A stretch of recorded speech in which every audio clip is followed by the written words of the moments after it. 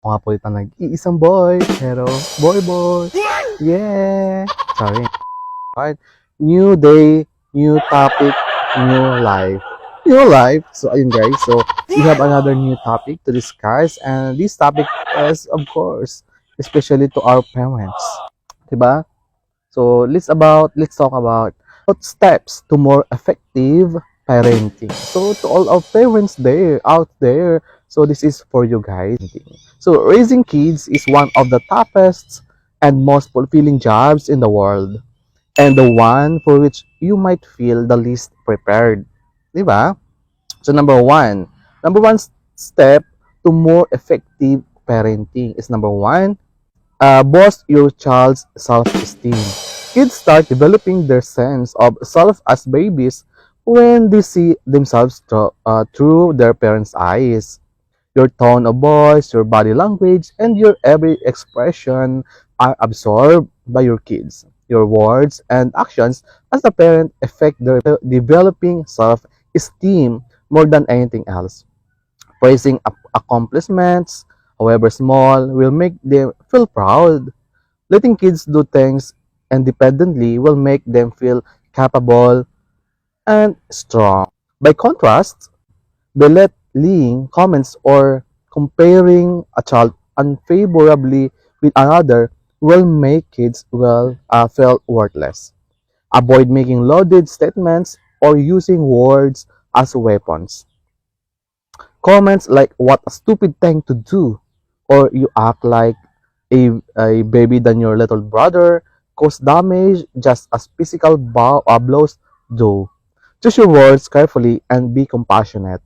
Let your kids know that everyone makes mistakes and that you still love them, even when you don't love their behavior. Next is catch kids being good.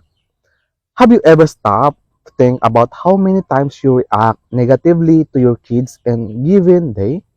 You may find yourself criticizing far more often than complimenting. How would you feel about a boss who treated you with that much negative guidance, even if it was well-intentioned? The more effective approach is the cat's kids doing something right. You made your bed without being asked. That's terrific. Or I was watching you play with your sister and you were very patient. These statements, well though more encourage good behavior over the long run than repeated scoldings. Make a point of finding something to praise every day. Be generous with rewards. Your love, hugs, and compliments can work wonders and are often reward enough. Soon, you will find you are growing more of the behavior you would like to see. Diba? Next, set limits and be consistent with your discipline. Discipline is necessary in every household. The goal of discipline is to help kids choose acceptable behaviors and learn self-control. They may test the limits you establish for them, but they need those limits to grow into responsible adults. Establishing house rules helps kids understand your expectations and develop self-control. Some rules might include no TV until homework is done and no hitting, name calling, or hurtful teasing allowed. You might want to have a system in place, one warning followed by consequences such as a timeout or loss of privileges. A common mistake parents make is failure to follow through with the consequences.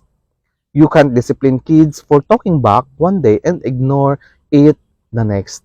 Being consistent teaches what you expect. Next, make time for your kids.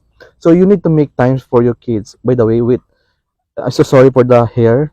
Oh, di ba? May bangs. So, make time for your kids. If it's often hard for parents and kids to get together for a family meal, let alone spend quality time together. But there is probably nothing kids would like more.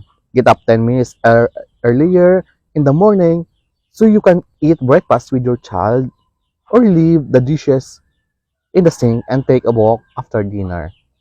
Kids who aren't getting the attention they want from their parents often act out of misbehave because they're sure to be noticed that way. Many parents find a rewarding to schedule together when their kids create a special night. It's a way to be together and let your kids help decide how to spend the time. Look for other ways to connect, put a note or something special in your kids' lunchbox. Next, be a good role model. Young kids learn a lot about how to act by watching their parents. The younger they are, the more cues they take from you. Before you lash out or blow your top in front of your child, think about this. Is that how you want your child to behave when angry? Be aware that you're constantly being watched by your kids. Studies have shown that children who hit usually have a role model for aggression at home. Model the traits you wish to see in your kids: respect, friendliness, honesty, kindness, tolerance. Exhibit unselfish behavior. Do things for other people without expecting a reward. Express thanks and offer compliments. Above all, treat your kids the way you expect other people to treat you. Next, make communication a priority. Yes, make a communication a priority. You can't expect kids to do anything simply because you as a parent say so. They want and deserve explanations as much as adults do. If we don't take time to explain, kids will begin to wonder about our values and motives and whether they have any basis. Parents who reason with their kids allow them to understand and learn in a non-judgmental way. Make your expectations clear. Uh, if there is a problem, describe it, express your feelings, and invite your child to work on a solution. Next, be flexible and willing to adjust your parenting style. If you often feel down by your child's behavior, perhaps you have unrealistic expectations. Parents who think in shoulds, for example, my kid should be potty trained by now, might find it helpful to read up on the matter or to talk to the other parents or child development specialists. Kids' environments have an effect on their behavior, so you might be able to change that behavior by changing the environment. If you find yourself constantly saying no to your 2-year-old, look for ways to alter your surroundings so that fewer things are off limits. This will cause less frustration or both of you. As a child changes, you'll gradually have to change your parenting style. Chances are, what works with your child now won't work as well in a year or two. And next, show that your love is unconditional. As a parent, you are responsible for correcting and guiding your kids. But how you express your corrective guidance makes all the difference in how a child receives it. When you have to confront your child, avoid blaming, criticizing, or fault finding, which hurts self-esteem and can lead to resentment. Instead, Instead, try to nurture and encourage. Even when disciplining your kids, make sure you know that although you want and expect better next time, your love is there no matter what. And lastly, know your own needs and limitation as a parent. Face it. You are the imperfect parent. You have strengths and weaknesses as a family leader. Recognize your abilities. I am loving and dedicated. Bow to work on your weaknesses. I need to be more consistent with discipline. I need to be more consistent with discipline. Try to have realistic expectations for yourself, your partner, and your kids. You don't have to have all the answers. To be forgiving of yourself. That's all.